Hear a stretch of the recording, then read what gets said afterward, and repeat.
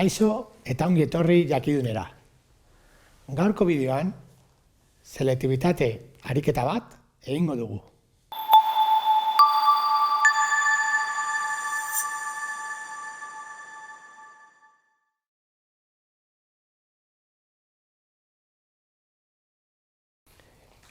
Gaur, eredu berriaren 3 lehenengo ariketa derrigorrezkoa egingo dugu.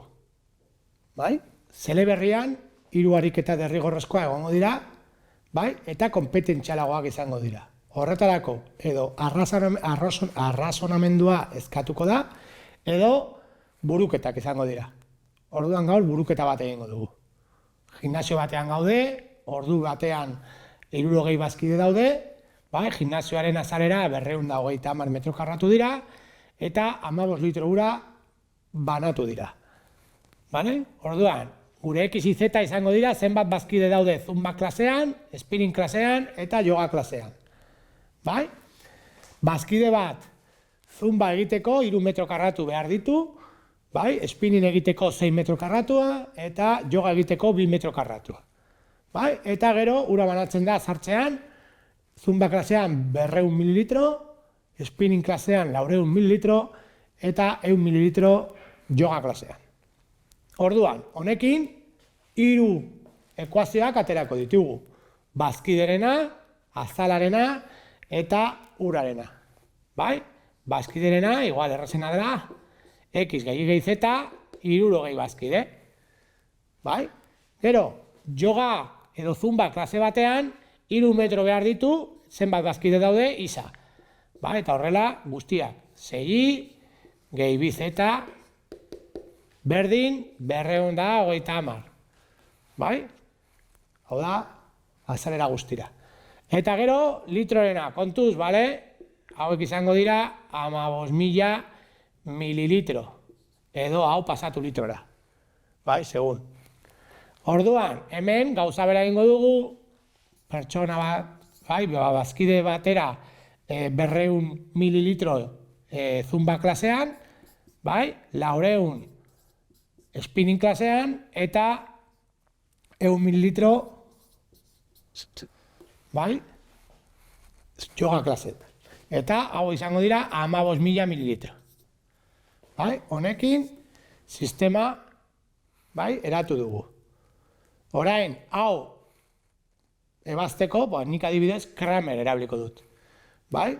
Horretarako A determinantea kalkulatu behar dugu eta desberdin zero izan behar dela sistema bateragarri determinatua izateko.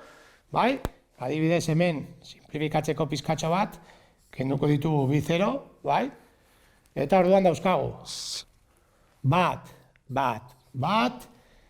3, 6, 2, eta hemen 2, 4, bat, simplifikatu ondoren. Determinante hau egiten badugu, geratzen da -1. Vale? Gero gogoratu Kramer egiteko AISA, AI eta AZ determinanteak kalkulatu behar ditugula. AISA determinantea da lehenengo zutabe, izaren zutabeak aldatzea edo truke egitea, bai, honekin. Bai? Orduan, hemen 60, 230, eta hemen simplifikatu ondoren 150. Eta beste bizutabe berdinak. Hau, ondo eginez gero, kalkulagailu batekin edo, geratzen da -30. Vale? Horrela jarraituko dugu, kalkulatzeko, vale? Zutabe hau orain izango da erdikoa. Iren zutabea. Lehenengo zutabean berdin, eta Z-aren zutabea berdin. Hau, garatzen badugu berriro, bai, sarrusekin, ailegatuko gara -20. Vale? Orain, AZ egin behar dugu. AZ hemen kokatuko dut. Vale? AZ egiteko, lehenengo zutabea, izaren zutabea, iren zutabea, eta hemen, gai azkearen zutabea,